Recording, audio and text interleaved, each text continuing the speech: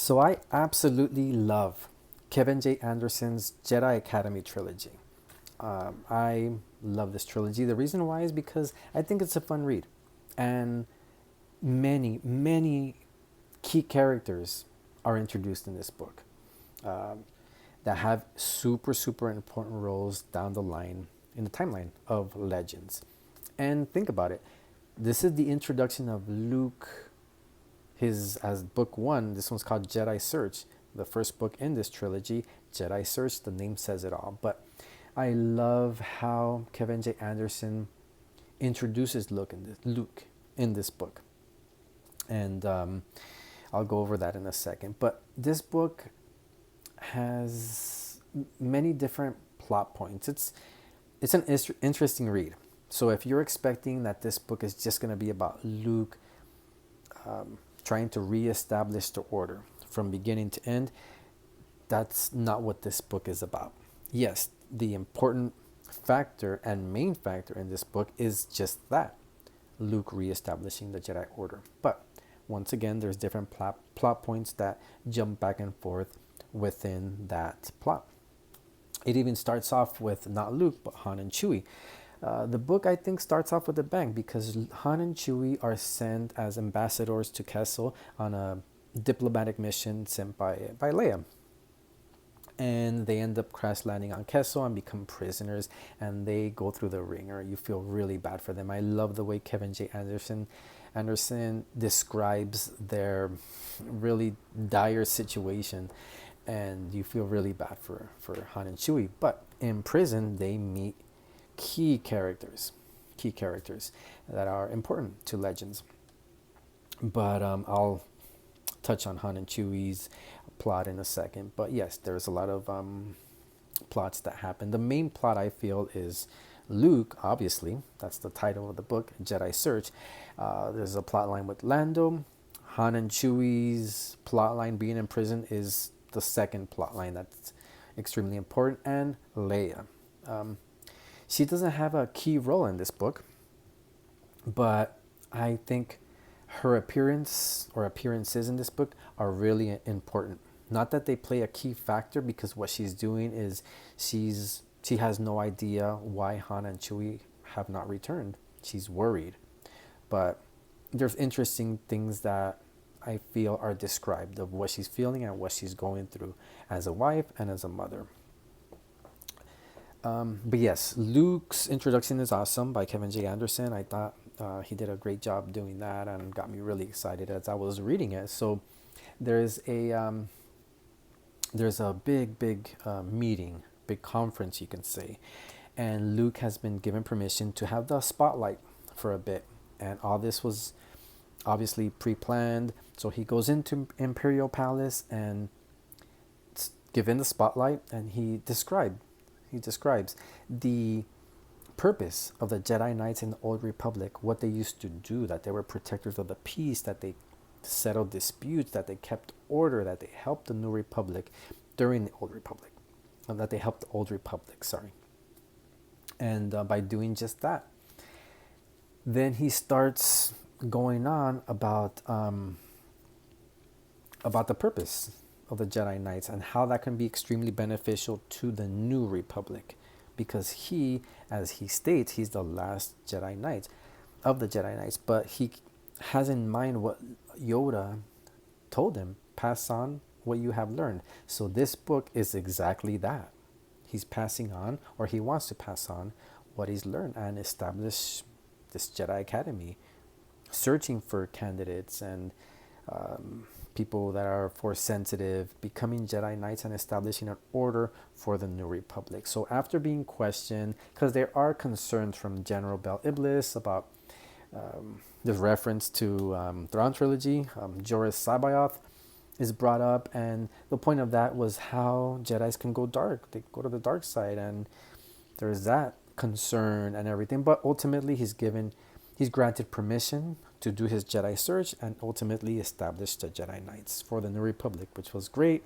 Everybody applauded, and once again, this was broadcasted through many planets, so it was a big deal. But then we we jump once again from Han's plot point to Luke's many times, and yeah, Han and Chewie are suffering as prisoners. They meet Admiral Dala, which is yeah, which she pretty much took control. So they are on Kessel. She's pretty much the person in charge, left by Grand Moff Tarkin. And an interesting point that I feel was that Kevin J. Anderson described how the Imperials there, including Admiral Dala, and all the scientists and everything, had no idea about the occurrence of the Death Star destruction, the Emperor's death, Grand Moff Tarkin's death, Vader's death. They had no clue. So they were kept in the dark with pretty much no communication. They were given an order to remain there, wait for their orders, and that's exactly what they did. So when Han was being interrogated, he pretty much tells him what happened. That, hey, you guys are out of luck. Your Emperor's dead, Grand Moff Tarkin's dead, and everything's more or less destroyed, and how the rebels won. So this was, as you can imagine, unbelievable to them. But he does give that information to them. I thought that was super interesting. And while being in prison, they meet a young man, another prisoner by the name of Kip Duran, which is definitely one of my all-time favorite characters. I have a lot, but one of my favorite characters in the expanded universe. As you know, if you read New Jedi Order and on, he plays a key role for Legends, in the Legends timeline. So they end up teaming up, and then they also find a scientist by the name of Kui Zooks. And she, it turns out that she's a designer and a scientist, and she designed weapons of destruction like the Death Star. But, however, she had no clue what these weapons were going to be used for. And Han tells her, hey, your weapons that you designed obliterated planets. They destroyed billions of people. So in other words, Kui was being played by the Empire. And she realizes this. And she teams up with Han, Chewie, Kip, and they escape. They're trying to escape. And there's one weapon that she designed that they take with them in their escape called the Sun Crusher, which has a role in the next 2 books. But yeah, so they, with the help of Lando and Luke in the Falcon, they end up escaping. So spoiler. But going back to Luke's Jedi search, the first planet he goes to is El Shah, and he finds a Force-sensitive individual by the name of Gantoris. And this individual is interesting. He's a piece of work. He's very defensive, and obviously his people have suffered because of the Empire. So he's on the defense and skeptical and completely cautious of Luke. Even after Luke kind of tells him his intention and everything, he puts Luke through some, I don't know, you can see some, not trials, but Luke has to prove his genuine intentions. And one of the ways he proves it is Gantoris tells him to walk on a sort of like a lake of fire. So Luke ends up doing that, and eventually Gantoris agrees to join Luke in his Jedi Academy, reestablishing the order.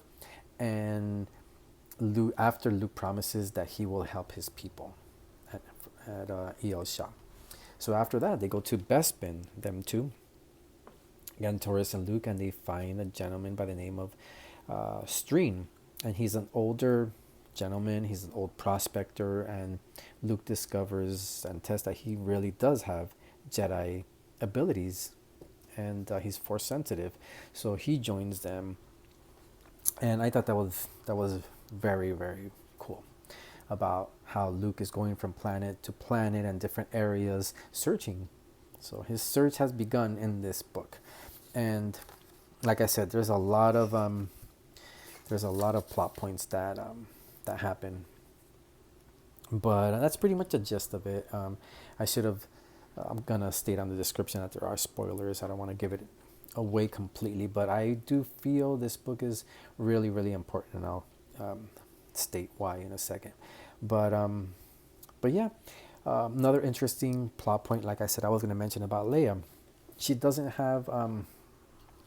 She's pretty much put back in the back seat in this book, and but I feel when her presence, there's important things that happen because I feel certain things are realistic. So she's a politician, obviously trying to keep the New Republic strong because it's still new, you can say.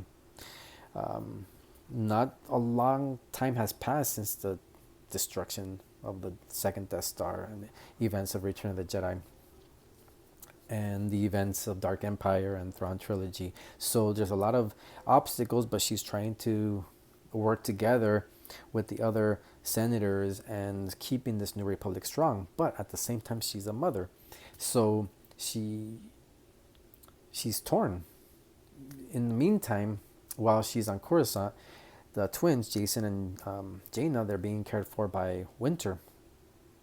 Anik is in separate from them as well, so they're really protecting the kids. But one thing I found really interesting was when she was reunited with the kids. So Winter is the main caretaker, as you know, and they're reunited with Leia, and they're acting up as kids do. And Winter comes along and tells Leia, "Hey, the kids need this. This is what to do in this situation when they act this way, or this is what needs to be done, or this is why they're doing that." So it shows how involved she was, but at the same time, she's not the mother, but Leia hasn't been around. So Winter informs her about what to do when the kids are acting up, and this really affects Leia because she starts thinking about her role as a mother too, and how she's being pulled from all directions. And she's really trying to be a good mother as well, protecting her kids. But the truth is, she's not present. It says in the book how she goes to this undeclared planet for their protection, how she visits them every few months. But they're with Winter every day. So obviously, they gravitate towards Winter, but Leia's the mom. And she struggles with this. So with Kevin J. Anderson's description of this, I think it was essential and important because it's something that's realistic. And I found that extremely, extremely interesting. So the book, and there's spoilers once again, the book ends with Luke having Mon Mothma gave the Yavin 4, the rebel base we see in A New Hope. She provides that for Luke. She tells him, you can establish your Jedi Academy there. And that's where book 1 ends. That he's surrounded by the Massassi temples, and he has his group of students, and how he envisions individuals that he wants to recruit. He mentions Mara Jade, and this is all in thought. Cam Solusar and others, and what his plans are. He's standing there with his vision, thinking about these people and seeing his new recruits. So there's more to come in book 2, Dark Apprentice, which I enjoyed very well, very much as well. So I feel this is essential Legends because just that. This is the beginning of Luke keeping in mind, once again, what Yoda told him. Pass on what you have learned. And this book, this trilogy, is, once again, just that. Along with other plot points that need to happen and important characters that need to be introduced because they're very important down the line in the Legends timeline. So I will be discussing book 2 in the near future. But yes, this is definitely, I wouldn't skip this if I were you guys. If you have not read this, read it with an open mind and have fun with it. It's all about having fun and enjoy it for what it is, because it is part of the Legends timeline, and it's an important part, I feel.